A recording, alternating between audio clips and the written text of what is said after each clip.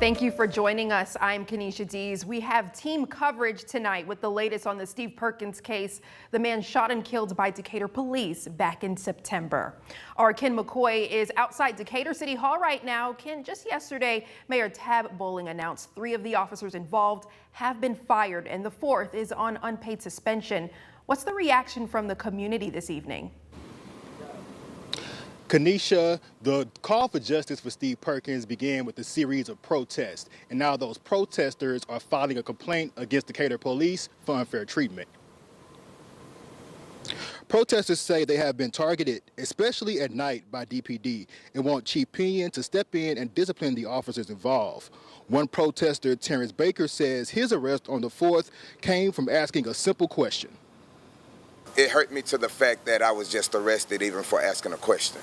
I basically wanted the right way to protest. If they wanted to just make us disperse, then what do we need to do? So basically today we called this for people to feel comfortable about making complaints. Coming up tonight at 9, I have more from today's protest here in Decatur. Reporting live from Decatur, Ken McCoy, Fox 54 News. All right, thank you, Ken. This afternoon, City Council member Hunter Pepper expressed his concerns on how the city has handled the case so far. It's in reaction to Mayor Tab Bowling's decision to fire 3 of the officers involved in the death of Steve Perkins and place the 4th on unpaid suspension.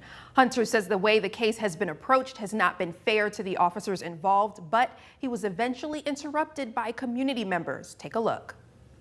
I do believe that the mayor has not made, in my personal opinion, made a fair and informed decision on this matter.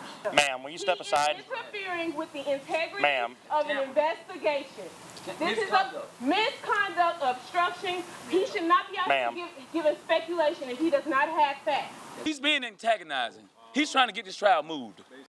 Wow, very compelling moment there. Councilmember Pepper also says, quote, that fair and due process that is given to the employers within the merit system was violated, end quote. And an attorney for the Perkins family met with news media today to address their pending litigation against the city of Decatur and the officers involved in Perkins' death.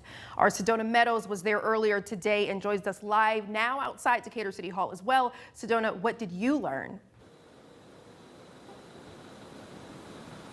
Kenesha, civil rights attorney Lee Merritt says that, although they're relieved with the decision on administrative action on these officers, they're cautiously optimistic and they still want criminal charges to be filed. Now here's a quick look back at where we are so far. The city's internal investigation on the officers is complete, and the mayor announced his decision Thursday for 3 officers to be terminated and 1 placed on unpaid suspension. But Merritt says although this administrative action is important, there's something much more important involved in this particular case. It's the brutal murder of a citizen, Steve Perkins, a father, a husband, a beloved member of this community. What the decision by the mayor and the city of Decatur tells us is that it wasn't by the book. Alabama law enforcement agency is still conducting their criminal investigation, where they will turn their findings over to the Morgan County District Attorney's Office. At the Perkins family attorney press conference Friday, Merritt says they want Morgan County District Attorney Scott Anderson to get this case before a grand jury. It's on Mr. Anderson to get this case before a grand jury. As a seasoned prosecutor, he understands the importance of getting it in a timely manner before evidence begins to disappear, before you have to seat a new grand jury. And so we will not take the pressure off of him and put it on Aaliyah. Aaliyah has a job, a responsibility, a role in this matter, but justice, criminal accountability, that is the providence of the prosecutor's office. Merritt says they expect to file their federal civil rights lawsuit as early as next week, naming the city of Decatur and the officers involved. It's going to lay out the policies and procedures that we think are problematic that resulted in this tragedy and other tragedies. Catrella Perkins says she's still feeling hurt and disappointed, and the death of her husband has had a huge impact on her family. My 7-year-old, she's taking it the hardest because she doesn't fully understand. I mean, it's hard for adults to even wrap their heads around what actually happened. So what she says is, Mommy, why didn't they just knock at the door? Or, so if a 7-year-old can think logically like that, why can't adults? But it's definitely torn our family apart completely.